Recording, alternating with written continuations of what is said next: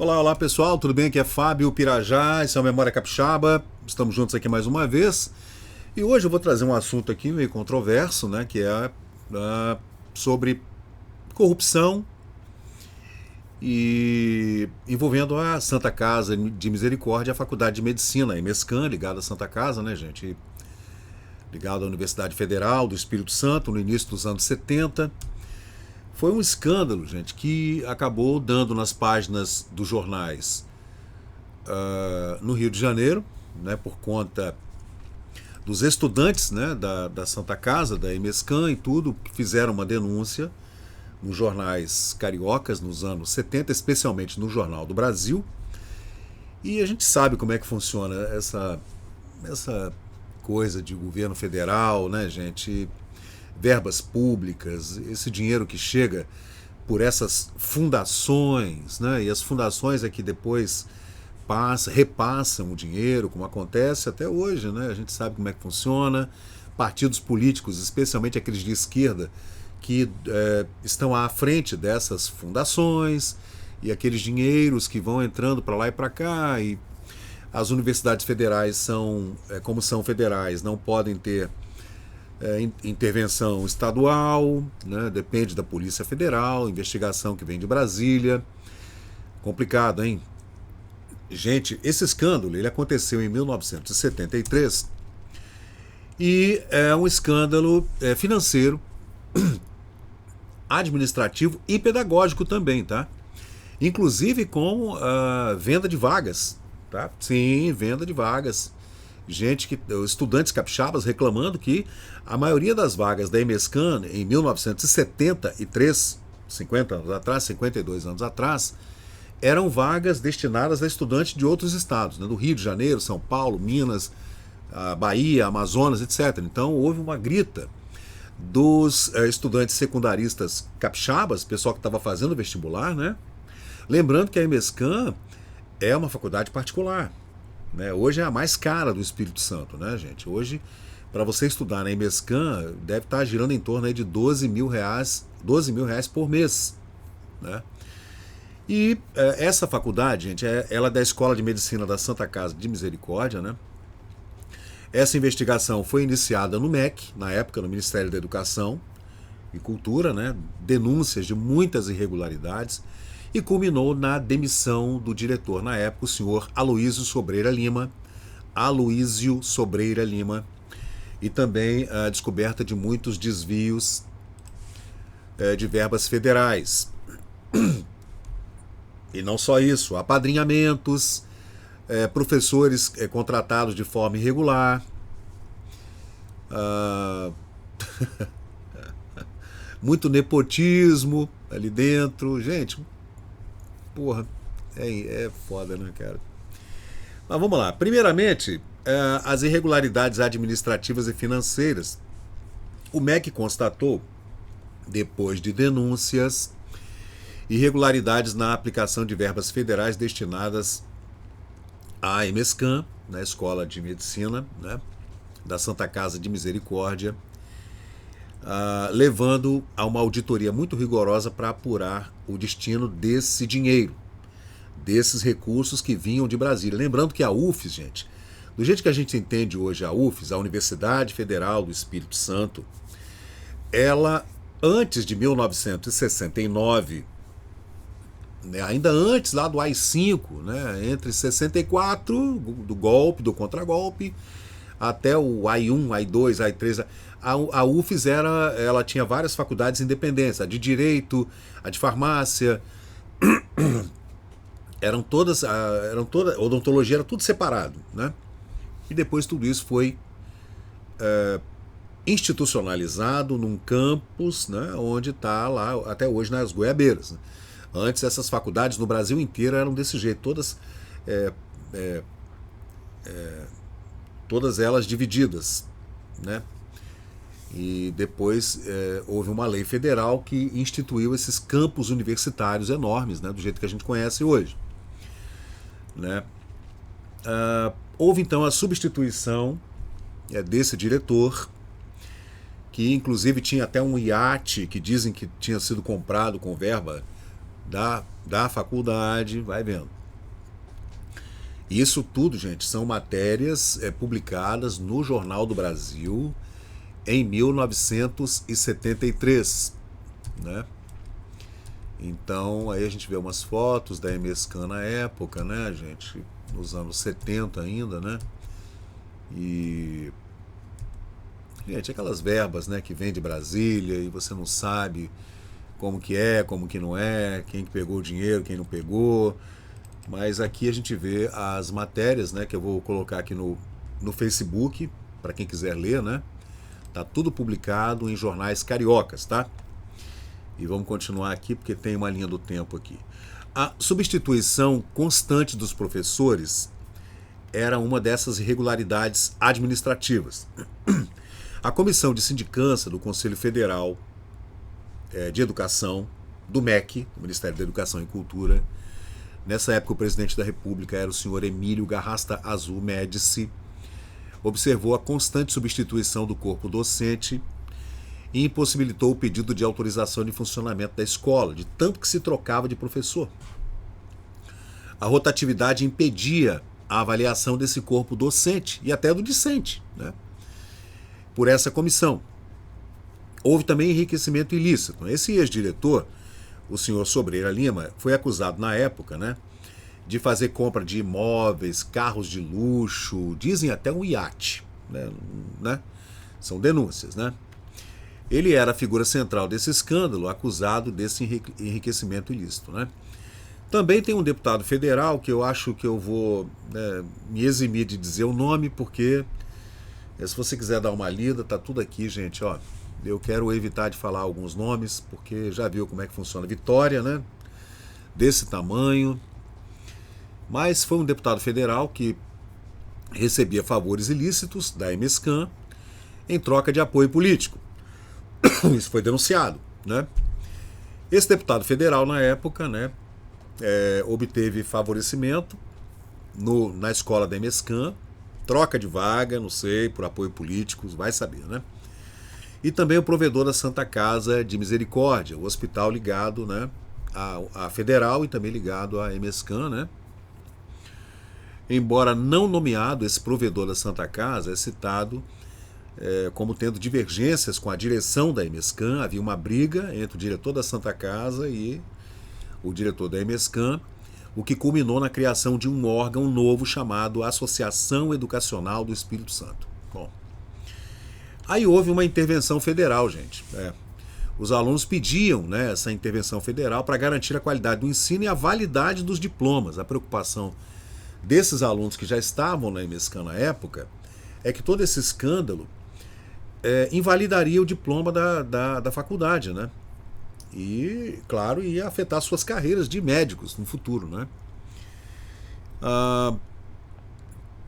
Deixa eu ver. Alunos pedem intervenção federal do curso médico da Santa Casa de Misericórdia, né? Houve a criação, então, dessa comissão de inquérito do MEC.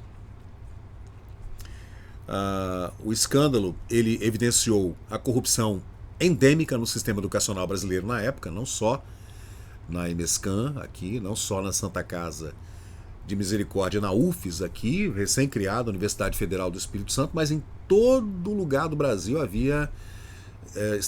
estavam pipocando esses escândalos, né? A impunidade, também a falta de punição na justiça, acaba que não acontecia nada e, aliás, não mudou nada, né? E deixa eu ver o que mais que a gente tem aqui.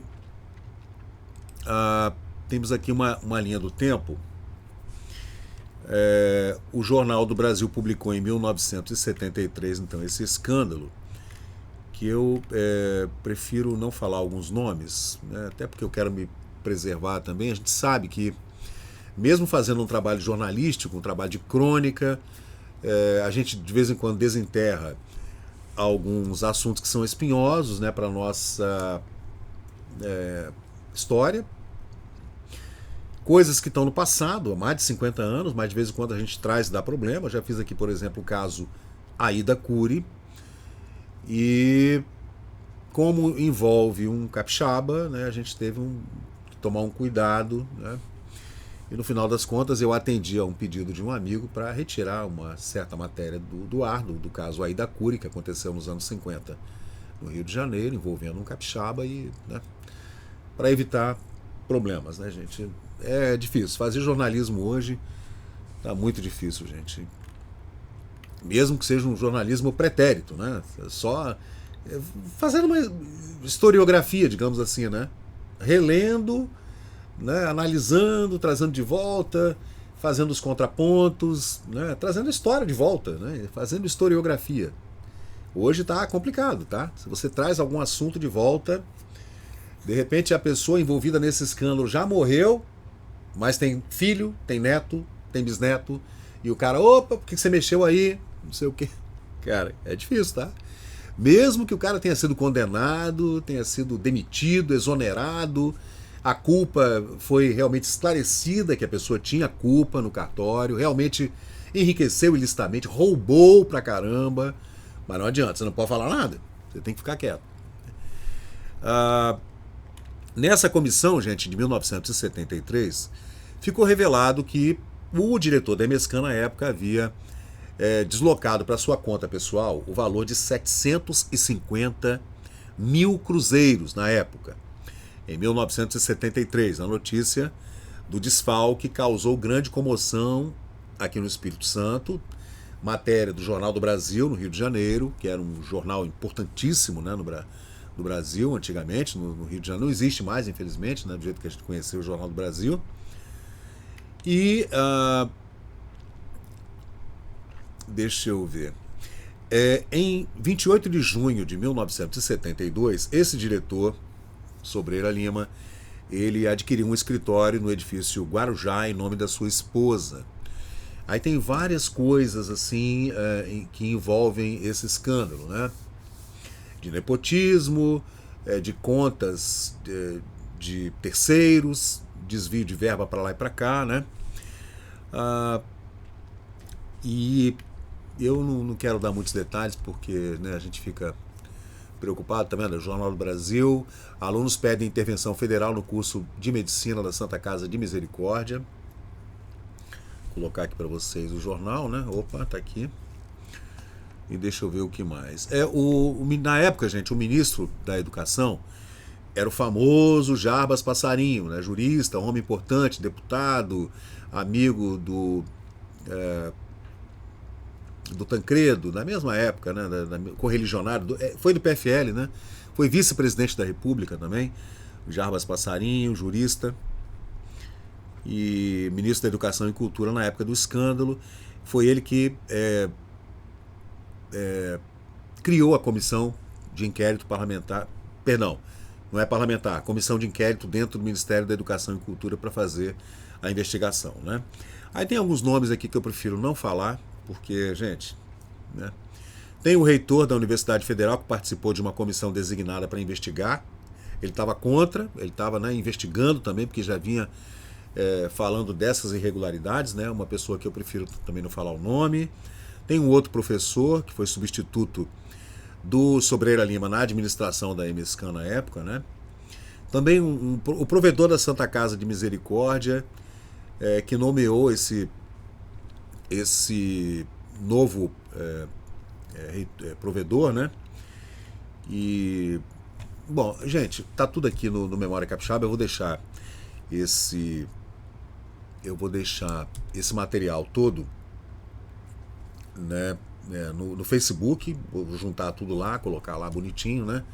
E quem quiser dar uma lida melhor, aqui em jornais de Vitória, como é em 1973 e a gente não tem os jornais da época na Biblioteca Nacional, então a gente não consegue encontrar nada. Só indo lá no jornal A Gazeta, que é o jornal principal aqui do Espírito Santo, e fazer uma busca lá para tentar entender como que foi que os jornais capixabas, e a Tribuna também, né? O Jornal da Cidade e outros jornais que eram publicados aqui nos anos 70, repercutiram esse escândalo. Né? Claro que a gente sabe como é que funciona também, né, o envolvimento da imprensa, né? Mas como a gente estava ali durante o regime militar, com a vigência do AI-5, o Emílio Garrastazu Médici, presidente da República. Aqueles anos de chumbo ali, que são chamados assim. Então já viu, né? Então os jornais podiam estar batendo por conta de toda essa corrupção envolvendo um órgão federal, né, que estava recebendo dinheiro do governo federal durante a administração do regime militar. Então, existem vários nomes importantes aqui que eu prefiro não falar, né, para não me abster de qualquer problema, né, até de algum processo, não sei, e deixar quieto. Mas aqui está dizendo que tem vários nomes, gente. Se você quiser dar uma lida, os nomes estão todos aqui, ó, tá falando aqui.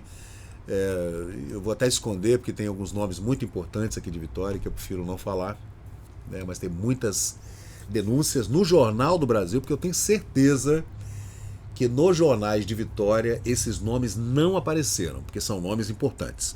Então, se você tiver a curiosidade, é só você dar um pulinho aqui no Memória Capixaba no Facebook. Eu vou deixar tudo lá bonitinho para você dar uma lida, de forma que a gente não melindre, né? Mas corrupção, gente, é assim mesmo, sempre aconteceu, sempre acontece e continuará acontecendo, independente do que a gente possa fazer ou não, infelizmente, né? É assim que o ser humano é desse jeito. Então, pessoal, são assuntos espinhosos que a gente tem que tocar de vez em quando.